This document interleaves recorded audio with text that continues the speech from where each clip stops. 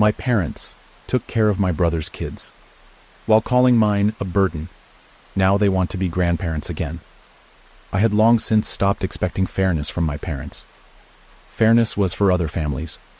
It was for people who grew up knowing that love came without conditions, that parents didn't play favorites like a game of chance, that children weren't weighed and measured against one another like livestock at auction. But my parents had made their choice a long time ago, and they hadn't chosen me. No, that privilege belonged to my brother. He had always been the golden child, the perfect son, the one who could do no wrong no matter how many mistakes he made. And when he had children of his own, my parents had extended that same blind adoration to them. They were precious. They were cherished. They were everything my own children were not. I had watched as my parents fawned over my brother's kids, like they had been personally gifted to them by some divine force. I had seen the expensive toys, the extravagant birthday parties, the never-ending stream of praise and affection. They had funded his children's lives, paying for daycare, covering school tuition, ensuring they never knew a moment of struggle. And yet, when I had children of my own, they became a burden. My parents hadn't paid for a single diaper, hadn't sent so much as a card on their birthdays. They never offered to babysit, never asked how my kids were doing, never showed the slightest interest in being grandparents to them. And when I finally confronted them about it, when I dared to ask why my children were treated like unwanted guests while my brothers were treated like royalty, my mother had simply sighed, exasperated, as if I were a fool for even questioning it. You had them. You deal with them. Like my children were an inconvenience, like they weren't worthy of the same love, the same devotion, the same basic human decency my brother's kids received without question. I had left after that. Not just the conversation, not just the room. I had left them. And I never looked back. Years passed. Years where my children grew up never knowing what it felt like to have grandparents who adored them. Years where I made sure they never needed the love my parents refused to give them. We built our own traditions, our own celebrations, our own family that had nothing to do with blood and everything to do with the people who actually cared. And we were happy. Then, out of nowhere, the calls started. First it was my mother, then my father. Each voicemail dripping with feigned regret, carefully crafted words that reeked of guilt rather than love. "We miss you," my mother's voice crooned through my phone one evening, the static from the poor reception making it sound almost ghostly. "We miss the kids. It's been so long. We just want to see them, just want to be a part of their lives again." I deleted the message without responding, because it was a lie. They didn't miss us. They missed the idea of us. The version of us that would allow them to rewrite history, to pretend they hadn't spent years ignoring my children like they were less than. But my kids weren't a charity case. They weren't forgiveness wrapped in human form. And I wasn't about to let my parents waltz back into our lives just because it suddenly suited them. Yet the calls kept coming. The texts followed. And then, one day, they showed up at my house. I opened the door to find them standing on my front porch, looking smaller than I remembered. My mother clutched her purse like a lifeline, her perfectly styled hair slightly disheveled from the wind.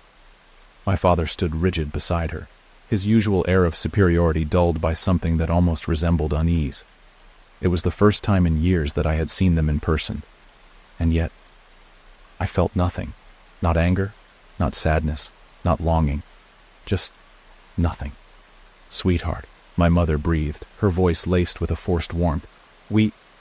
You need to leave." She flinched, her painted lips parting in surprise. "But No." My voice was firm, unyielding. "You don't get to show up after all these years and act like we're still family." My father exhaled sharply. "That's not fair. We made mistakes, yes, but..." "Mistakes?" A bitter laugh escaped my throat. "No, forgetting someone's birthday is a mistake. Losing someone's number is a mistake. But you didn't forget us. You didn't lose our number. You chose to ignore us." My mother's eyes watered, but I didn't fall for it. I had seen those tears before, tears meant to manipulate, to guilt, to shift the blame. "Please," she whispered.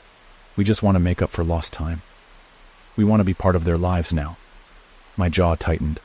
Now, when their golden son's life wasn't as perfect as they had thought. Now, when they realized they had put all their faith into the wrong child, when my brother had proven himself to be nothing more than a leech who had sucked them dry and left them with nothing. "Why?" I asked, tilting my head. "Because he disappointed you? Because you backed the wrong horse?" My father's face darkened. "That's not true." "Isn't it?" I challenged. "You poured everything into him, into his kids, and now that it's blowing up in your faces, you want a do-over? A second chance? Well, I hate to break it to you, but life doesn't work that way. You don't get to pick and choose when you're family." Silence hung between us, thick and suffocating. And then, finally, my mother whispered, "We just want to fix things." I exhaled slowly, staring at them. The people who had given me life, but never love. And then I said the words I had been holding on to for years. "Some things can't be fixed." I stepped back, ready to close the door, but my mother reached for me, her fingers grazing my arm in desperation. "Please," she begged, her voice cracking. "We love you." I met her gaze, my voice quiet but firm. "No," I said. "You love what I've become, but you never loved me." And with that, I shut the door. The sound of it closing was the final nail in a coffin that should have been buried long ago. They knocked. They called my name. But I didn't answer. They didn't stop. I had expected them to, had assumed that my firm rejection would be enough, that the finality in my voice would deter them from continuing this charade of regret. But I had underestimated just how persistent they could be when faced with the crumbling remains of their own mistakes. The messages kept coming. The calls grew more frequent. And then there were the gifts. Boxes delivered to my doorstep, wrapped in pristine paper, each one carrying something meant to stir up nostalgia. A photo album filled with old pictures, half of which didn't even include me. A delicate necklace that had once belonged to my grandmother, a woman they had conveniently forgotten I had loved. And then, the worst of them all, a toy. A simple, well-worn stuffed rabbit that had once belonged to me as a child. I hadn't seen it in decades, had long since assumed it had been tossed away like everything else that reminded them of my existence. Yet here it was. Crumpled ears, faded fur, one of the button eyes barely hanging on by a thread. I held it in my hands, staring down at it in silence, feeling nothing but a hollow emptiness where emotion should have been. It was a manipulation tactic, a feeble attempt to remind me of something good, to make me believe that our past had been filled with warmth and love, instead of cold indifference. But I wasn't that same child anymore, and I wasn't about to let them rewrite history just because it was convenient for them now. I dropped the rabbit back into the box, closed the lid, and set it by the door. The next morning, I sent it back. "You're being cruel." That was the message my mother sent me after the package arrived back at their house. No pretense, no fake warmth, just raw, bitter resentment woven between the lines. The mask was slipping, and I was glad, because it was exhausting watching them pretend they had changed. I didn't respond. I didn't need to respond, but that didn't stop my brother from showing up. I spotted his car the moment I pulled into my driveway. It was an expensive model, sleek and polished, the kind of vehicle that screamed, "I am better than you," before the driver even stepped out. My brother leaned against it, arms crossed, watching me with that same condescending amusement that had haunted my childhood. I sighed, gripping the steering wheel tighter before finally killing the engine and stepping out. "If you're here to deliver another guilt trip," I said, shutting the door behind me, "you might as well turn around now." He smirked. "Always so dramatic." I rolled my eyes, moving toward my front door. "I don't have time for this." "Yeah, you do." I paused, exhaling sharply before finally looking at him. "What do you want?" His smirk widened. "Mom and Dad are pissed." I let out a humorless chuckle. "Good." His smirk faltered. "They're trying, you know, more than they ever have. And you? You're just throwing it back in their faces." I arched a brow. "And what exactly am I supposed to do? Let them waltz back into my life like nothing happened? Let them play perfect grandparents now that they finally realized I wasn't the failure they thought I'd be?" He sighed, rubbing a hand over his face. "Look, I get it." "No, you don't." He blinked, caught off guard.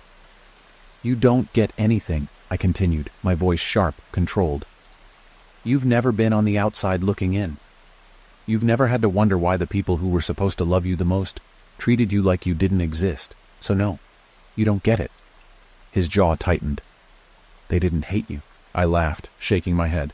You're right. Hate would have at least required some level of passion. They just didn't care. And now they do. But only because they need to. Because they backed the wrong son, and now they're left scrambling to fix it. His silence was all the confirmation I needed. I took a step closer, lowering my voice. So tell me, how bad is it? He stiffened. What? The mess, I said smoothly. The reason they suddenly want to play happy family. How much did you screw up for them to come crawling back to me? His face darkened, his composure finally cracking. I had hit a nerve. Good. I leaned in slightly. Did they finally realize you're not as perfect as they thought? Shut up, I smirked. Because now I knew. I had suspected it before, had felt it in the way my parents' desperation reeked of something more than just regret. But now I was sure. Something had happened. Something had shattered the illusion of their perfect son. And now they were scrambling, trying to fix the mistake they had spent decades refusing to acknowledge. I don't know what you did, I mused, watching as his fingers curled into fists. But I do know one thing. This sudden need to make things right, it's not about me. It's about them. It's about you.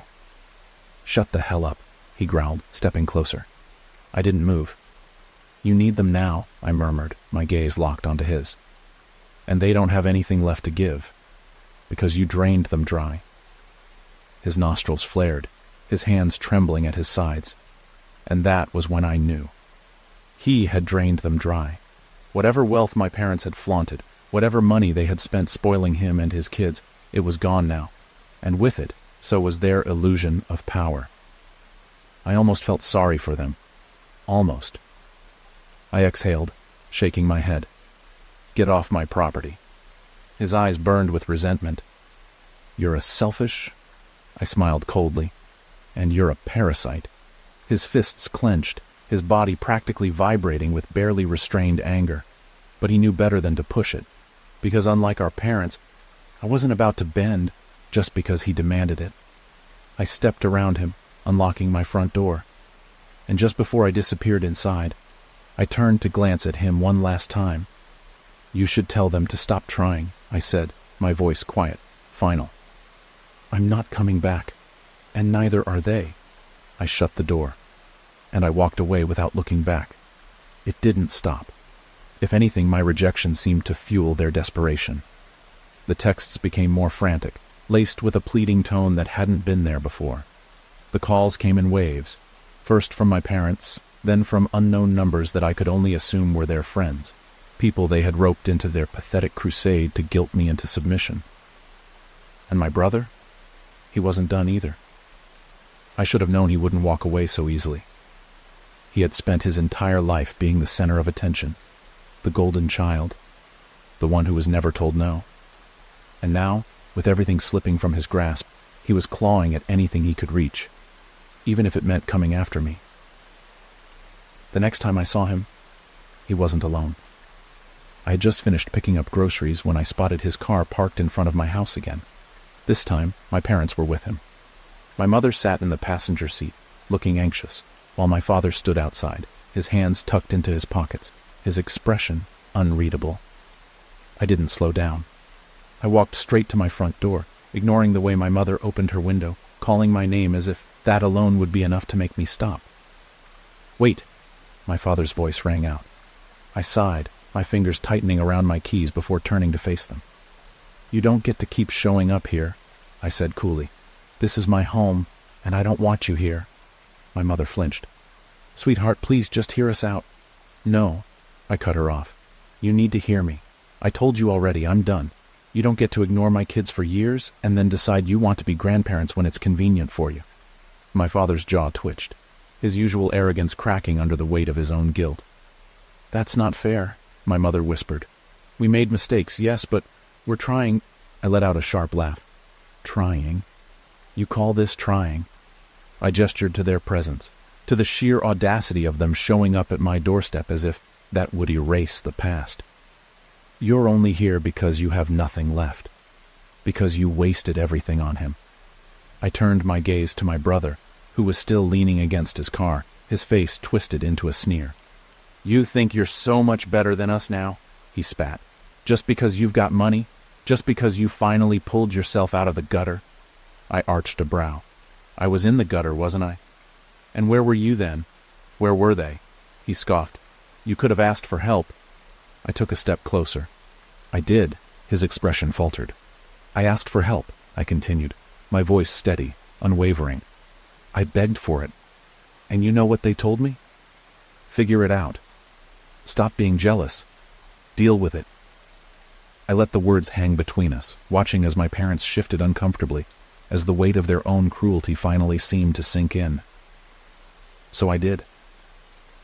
And now that I have, you're all suddenly interested in being a family again? I shook my head. No, I said. You don't want to be in my life. You just don't want to be left behind. My mother broke down first. I wasn't surprised. She had always been the emotional one, the one who cried when things didn't go her way, who wielded her own suffering like a weapon, expecting everyone around her to fold beneath it. Tears slipped down her cheeks as she clutched her hands together, her fingers trembling. We just want to fix this, she whispered. We just want our family back. I studied her carefully. For a moment, I wondered if I should feel something, if I should allow her tears to chip away at the walls I had built around myself. But I felt nothing, because I had spent too many nights wondering why I wasn't enough. Too many days forcing myself to accept that I would never be their priority. And now, it was too late. You don't get to fix this, I murmured. You don't get to pretend it never happened. My father exhaled sharply. So what? That's it? You're just going to cut us out forever? I tilted my head. Haven't I always been cut out? His mouth pressed into a thin line. You made your choices, I continued, my voice cold. You chose him. You chose his kids. You made it very clear that we didn't matter. And now, you have to live with that. I turned toward my door again, gripping the handle. Wait. My brother's voice stopped me. But when I looked back at him, there was no anger in his eyes, no arrogance, just something else. Something I had never seen from him before. Fear. Pure, undeniable fear. And then, he spoke the words that shattered the final illusion I had been holding on to. They're broke. The words slipped out like a confession, like a truth he had been desperate to hide but could no longer contain. My stomach turned. I had known things weren't good for them. I had suspected that the reason they were suddenly reaching out had more to do with necessity than love.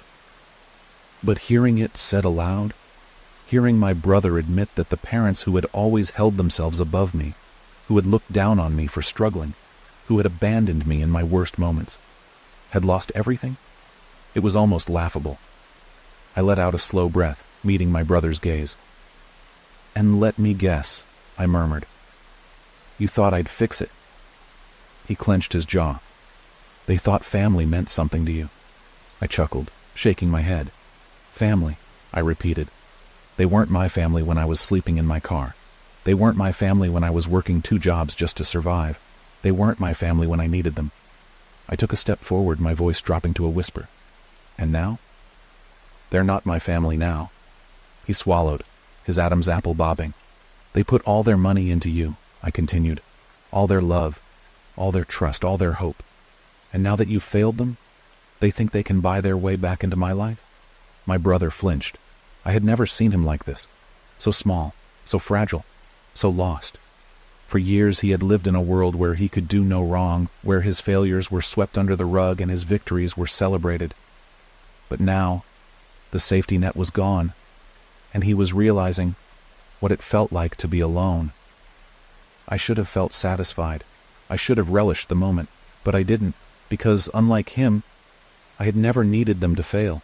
I had only ever needed them to care. I exhaled slowly. Then, without another word, I walked inside and closed the door behind me. This time they didn't knock. And when I looked out the window, I saw my parents sitting in the car, their heads bowed, their shoulders slumped in defeat. They finally understood what it felt like to be forgotten.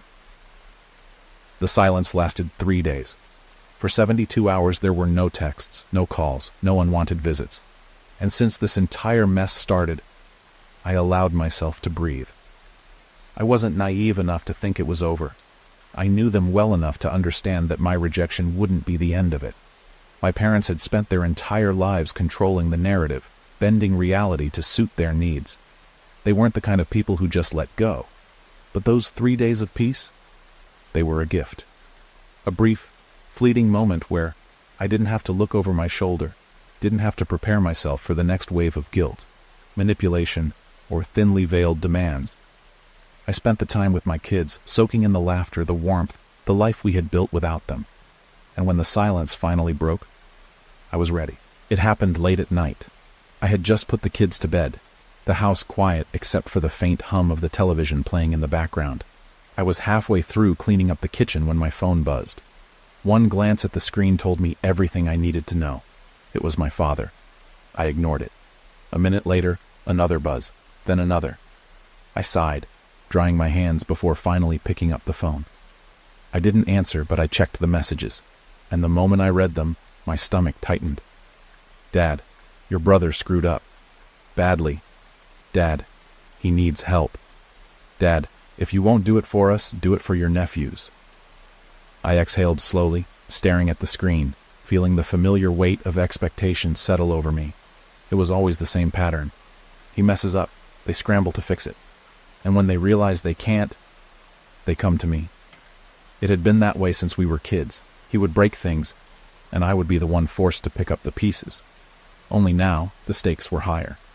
I closed my eyes, inhaling deeply before typing out a response. Me. Not my problem. I hit send and tossed the phone onto the counter. A part of me wondered how bad it was. The selfish part of me wanted to know. Wanted to see the extent of the damage, to watch the consequences of a lifetime of indulgence finally catch up to them. But the rational part, the part of me that had suffered because of them, it reminded me that I didn't owe them anything. Not anymore. The next morning the calls started again. I ignored the first 5. But by the 6th, I was annoyed enough to answer. What? There was silence on the other end. Then a sigh. Please, my mother whispered. I froze. Not because of the word itself, but because of the way she said it. She wasn't pleading, she was begging. My mother had spent my entire life pretending she was untouchable, that she was above emotion, that nothing could shake her composure. And now she sounded afraid. I gritted my teeth. What happened? A pause. Then, he's being investigated. I went still. My mind ran through the possibilities, each one worse than the last. My brother had always been reckless, but he had never faced real consequences before. He had been shielded from them his entire life. His mistakes swept under the rug before they could become real problems. But this wasn't something my parents could fix. I exhaled sharply. What did he do? Another pause. Then my mother's voice. Small, broken. Fraud. I should have seen it coming. The expensive cars, the lavish vacations, the constant spending. My brother had never worked for anything. He had always relied on them to support his lifestyle. But once the money ran dry, he must have found other ways to maintain his illusion of success. And now, it had finally caught up to him. I leaned against the counter, rubbing my temple. How bad is it? The company he worked for found irregularities in the accounts. My mother admitted, her voice shaking. They started digging, and now the authorities are involved. If he gets charged, he's going to prison, I finished flatly. A strangled sob. Please, she whispered. Please, we don't know what to do. We don't have the money for lawyers. We don't have anything. I closed my eyes. There it is. The real reason they wanted back into my life. Not because they regretted what they did to me. Not because they wanted to make amends. But because they needed a way out. And I was their last resort. How much? I asked, my voice void of emotion. She hesitated. What? How much do you want? I said, sharper this time. Let's skip the pretending. You don't want me. You want money. So how much? She let out a choked noise. It's not like that. I laughed, but there was no humor in it. It's exactly like that, I said. You don't care about me. You never have.